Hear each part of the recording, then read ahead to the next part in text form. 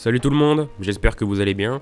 On se retrouve aujourd'hui pour une troisième vidéo de style détente avec peu de montage et principalement des images. Si vous vous souvenez bien, il y a quelques temps, j'avais fait une vidéo pour parler de mes découvertes ciné et séries de mi-2025. Et vu qu'on est passé en 2026, je me suis dit que c'était le bon moment pour en refaire une. Cette fois-ci, il n'y aura pas 6 programmes à traiter, il n'y en aura que 4, et ce sont tous des films cette fois. Oui, parce que j'ai été très occupé ces derniers temps, donc j'avais pas beaucoup de temps pour moi non plus. J'avais clairement pas le temps de regarder des séries. Ce qui m'a pas empêché de trouver quelques perles quand même. Comme la dernière fois, je vais parler de chaque programme en 3 minutes maximum, et il n'y aura aucun spoiler.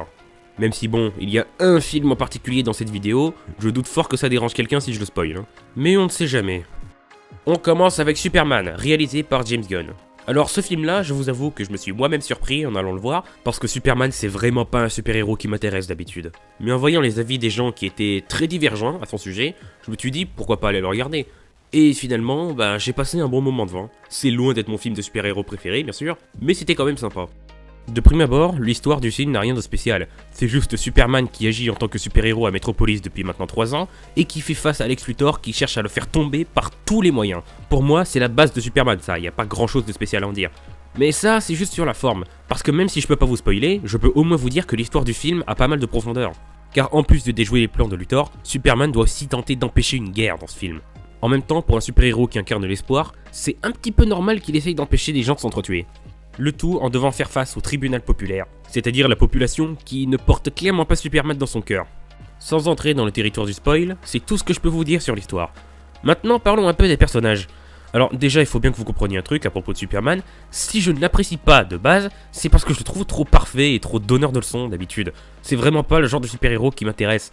Ceux qui m'intéressent vraiment, genre Spider-Man ou Batman, ce sont des super-héros qui justement ont des défauts flagrants, qui ne sont pas parfaits. Donc en comparaison, Superman, j'ai toujours eu du mal à m'attacher à lui. Mais ce film m'a réconcilié avec le personnage, parce que malgré sa puissance, il doute sincèrement de ses actions. Sans trop vous en dire, la raison même pour laquelle il se bat est remise en question dans ce film. Il y a clairement des moments où tu sens qu'il serait perdu s'il était tout seul. Pour le reste, Lois Lane est vraiment un personnage utile et n'est pas juste la demoiselle en détresse. D'ailleurs, j'ai même pas souvenir que Superman ait besoin de la sauver une seule fois dans le film. Les autres membres du Daily Planet, là, le journal où travaille Clark Kent, ils arrivent à se rendre utiles aussi, même si parfois je les trouve un peu clichés comme perso. Et Crypto, en plus d'être marrant, arrive lui aussi à être utile à l'histoire. Côté méchant, Lex Luthor m'a beaucoup convaincu lui aussi, parce que cette fois c'est pas juste un richissime mégalomane qui veut se débarrasser de Superman, parce qu'il y a des moments t'as vraiment l'impression que c'est un harceleur de collège qui est allé trop loin quoi. Bon, c'est très bizarre dit comme ça, mais si vous regardez le film, vous comprendrez. Le film a quand même des problèmes, Par exemple, je trouve vraiment que l'image même du film est moche. C'est pas juste les effets spéciaux, Même dans des moments où les personnages ne font que marcher et parler normalement, j'ai l'impression que la caméra est tout le temps moche. J'arrive pas à expliquer comment ça se fait, mais si vous avez vu le film, vous avez sûrement compris de quoi je parle.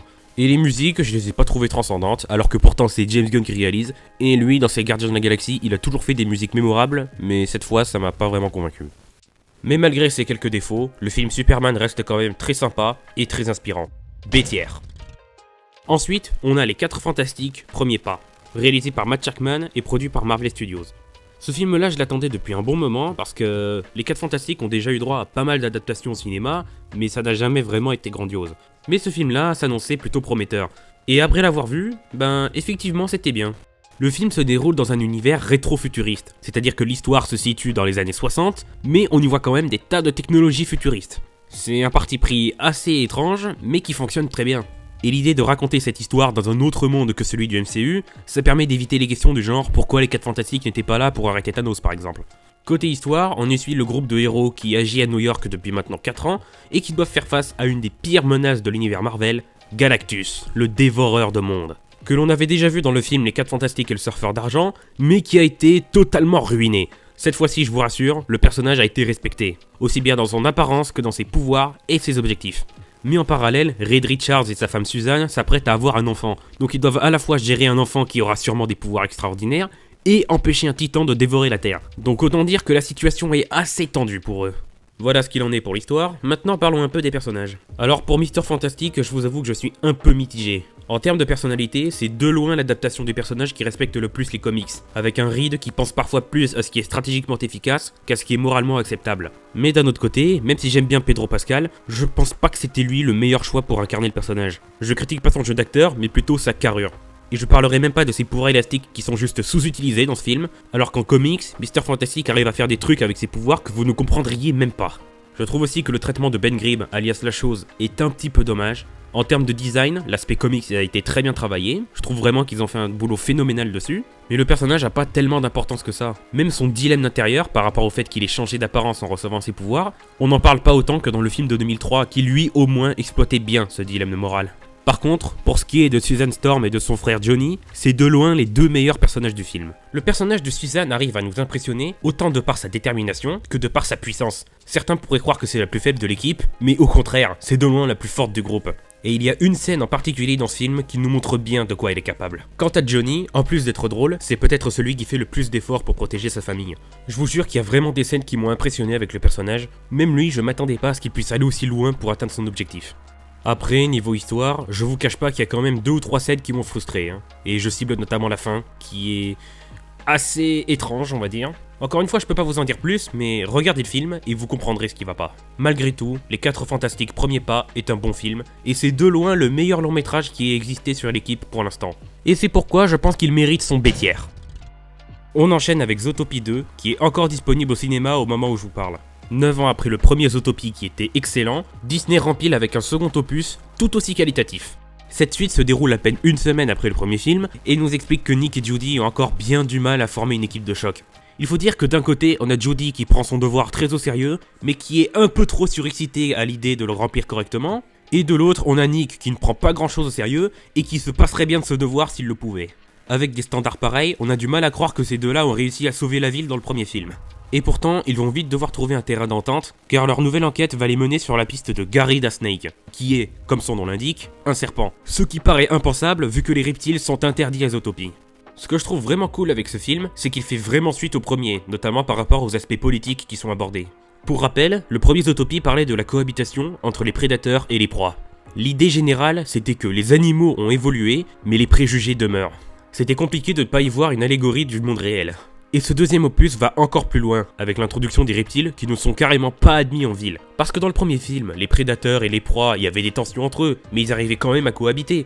Avec les reptiles, c'est fini, il n'y a plus de cohabitation. Mais pour le reste, je sais pas trop quoi vous dire sans vous spoiler, parce que si vous avez vu le premier film, il y aura pas forcément grand chose de surprenant. En dehors de l'histoire bien sûr. Les personnages sont attachants, l'animation est excellente, les environnements sont très diversifiés, bref, tout ce qu'on est en droit d'attendre d'un film Disney finalement. Et juste au cas où il y aurait besoin de le préciser, le film est aussi extrêmement drôle. Ça a beau être un long métrage réservé aux enfants, même des adultes y trouveront leur compte niveau humour.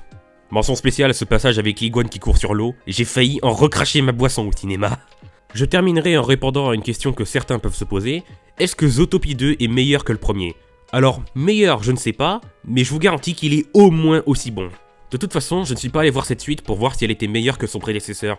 J'y étais juste allé pour voir un bon film, et au final, j'ai vu un très bon film. Donc franchement, moi ça me va. Mais au pire, si vous voulez vraiment savoir lequel des deux est le meilleur, ben allez regarder le 2, et vous serez en mesure de vous faire votre propre avis. Bref, je l'ai dit je ne sais combien de fois, mais Zootopie 2 est excellent, et c'est pourquoi il mérite son S-tier.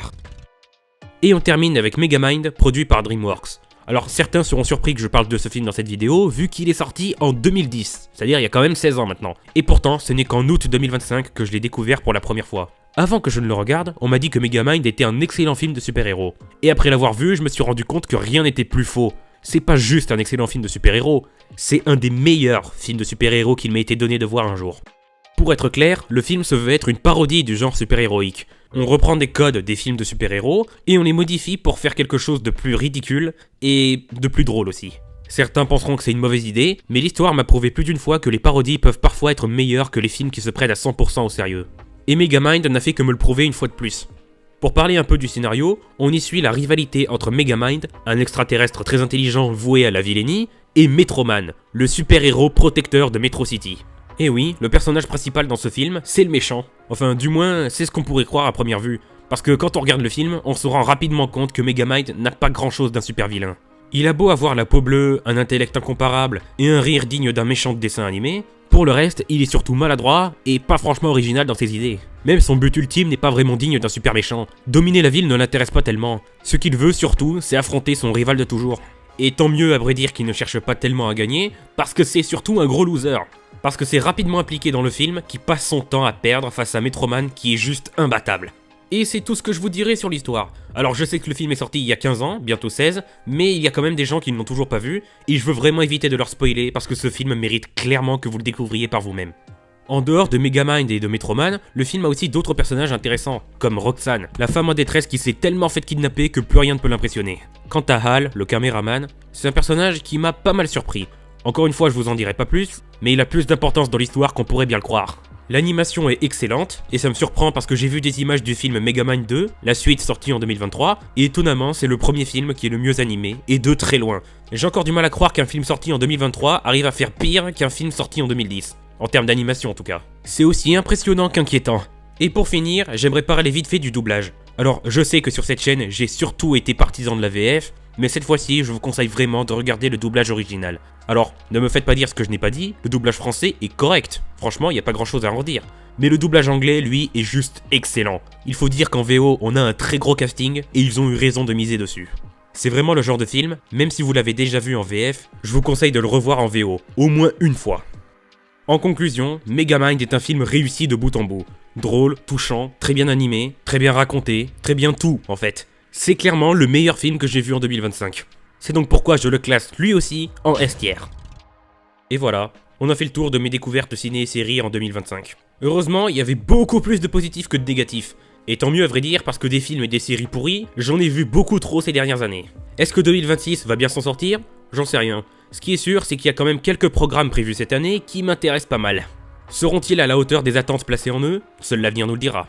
Quoi qu'il en soit, merci à vous d'avoir regardé cette vidéo, j'espère qu'elle vous a plu. Comme d'habitude, si c'est le cas, n'hésitez pas à liker et à vous abonner. Et je vous dis à la prochaine.